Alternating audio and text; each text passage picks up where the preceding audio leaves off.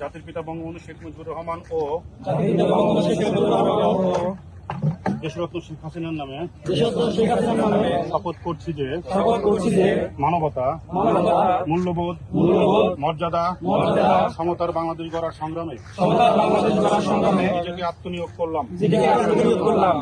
আমি আরো শপথ করছি যে জাহাঙ্গীরনগর বিশ্ববিদ্যালয়ের পবিত্র প্রাঙ্গণ থেকে দেশ বিরোধী রাজাকার বাহিনীকে উৎখাত না করা পর্যন্ত এই সংগ্রাম জারি রাখবো।